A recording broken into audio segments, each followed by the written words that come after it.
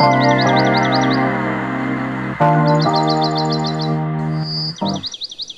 Everyone, welcome to my channel. आज हम बनाएंगे काले चने और चावल। पानी में डालेंगे छीला हुआ लहसुन, कटा हुआ प्याज। बाकी चीज़ें हम अभी इसमें ऐड नहीं करेंगे। कोई अदरक, कोई टमाटर, हरी मिर्च कुछ भी नहीं इसमें ऐड करना।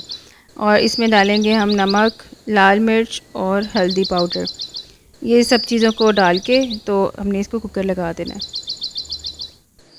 जितनी देर में कुकर हमें सीटियाँ मार रहा है उसकी हमने परवाह नहीं करनी, और हमने प्याज टमाटरों को गोल गोल काट लेना है।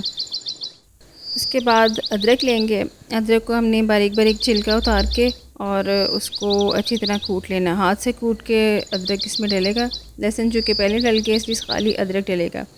अब हम देख लेते हैं कुकर हमारा, उसकी सीटियाँ पूरी हो गई हैं और उसमें चने भी हैं वो माशाल्लाह गल गए हैं। तो आप इसमें यहाँ पे देसी बर्तन से निकाल के कुकिंग ऑयल तो आपने इसमें डालना है। अच्छा, तो उसके बाद अपने इसको भून लेना है। ठीक है, अब भूनने का अमल शुरू हो गया है क्योंकि हमारा पानी भी इसमें जो था वो ख़त्म हो गया हुआ है। पतीली से इर्द गिर्द जो लगा हुआ है मसाला वो हम साफ़ कर लेते हैं। अब यहाँ पे भुनने का जब अमल स्टार्ट होगा ना, तो टमाटर, अदरक बारीक पिसा हुआ और सूखा धनिया और ज़ीरा, ये चीज़ें हमने इसमें भूनते वक्त डालनी है। पहले हम टमाटर डाल लेते हैं ताकि थोड़ा सा उसको टाइम भी है, उसके छिलके लैदा हो जाएंगे। फिर हम अदरक और जो खुशबू वाला मसाला है, ज़ीरा और सूखा धनिया, वो हम ज़रा ठहर के डालेंगे जब बिल्कुल हमारा ऑयल निकल जाएगा, भुना जाएगा।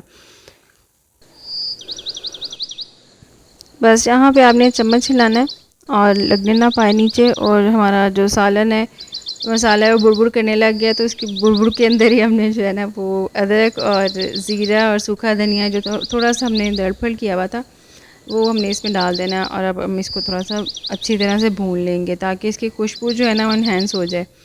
अदरक और सूखा धनिया और ज़ीरा ये जब हम भूनने के मसाले में डालते हैं ना, बहुत अच्छी खुशबू आती है। देखिए टमाटर के जो छिलके हैं वो अलहदा हो गए हैं। अब जल्दी हमारा जो मसाला है वो बिल्कुल रेडी हो जाएगा। अब यहाँ पे इसकी बुड़बुड़ाहट जो है वो अपने अरूज पे है। साथ ही हम पानी उबलने रख देंगे क्योंकि उबला हुआ पानी हम अपने चनों में डालेंगे शोरबे में। उसका टेस्ट और खुशबू बहुत अच्छी आती है अगर हम उबला हुआ पानी या यखनी अपनी खाने में शामिल करते हैं। तो यहाँ पे देखें मसाला बिल्कुल रेडी है। कई लोग ऐसे भी चने खाते हैं। हम तो शोरबे वाले खाते हैं या आप शोरबे वाले खाते हो कि, लेकिन कई लोग ये वाला मसाला बना के इसकी चाट बनाते हैं। इसमें प्याज कुतरी भी डाल के अच्छी तरह से हम हरा मसाला डाल के इस्तेमाल करते हैं।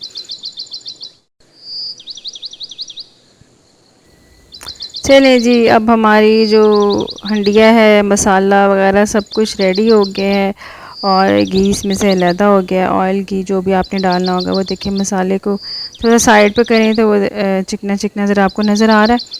मैं चूँकि थोड़ा ऑयल घी डालती हूँ इसलिए आपको थोड़ा नज़र आ रहा होगा, वरना काफ़ी ज़्यादा माशाल्लाह प्यारी रंगत आ रही होती है। जो घी ऊपर आया होता है ऑरेंज ऑरेंज सा, तो अच्छा लग रहा होता है। लेकिन वो देखने में तो बहुत अच्छा लगता है, लेकिन खाने में उसके जो है ना वो काफ़ी बुरे असरात हैं।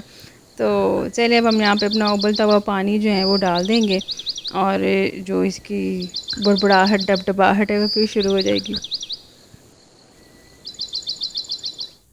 चलिए जी, ये देखें कितना अच्छा उसका। एक तो ये टिप जो है ना ये टाइम भी बचाती है कि आपने एक तरफ पानी अपना खाना बनने रखा और एक तरफ पानी उबल रहा है, उसी वक्त फ़ौरन वो पक जाता है, तो स्टे नहीं करवाना पड़ता। अभी इसकी झाग थोड़ी सी नज़र आएगी तो इसको थोड़ा सा पकने देते हैं और उसके बाद हम इसकी आंच थोड़ी सी हल्की कर देंगे जैसे इसकी रंगत बदलेगी। साथ ही हमने चावल बॉयल होने के लिए रख देने हैं। अब ये देखें, ये जो चिकनाहट है इसके ऊपर आ गई है, इसकी जिसको तरी बोलते हैं, तो ऊपर आ जाएगी तो इसका मतलब है झाग भी ख़त्म हो गई और आपका खाना तैयार है। तो अब आप उबले हुए चावलों के साथ, तड़के वाले चावलों के साथ, रोटी के साथ, पराठे के साथ, जिसके साथ मर्ज़ी खाना चाहें, रेडी है।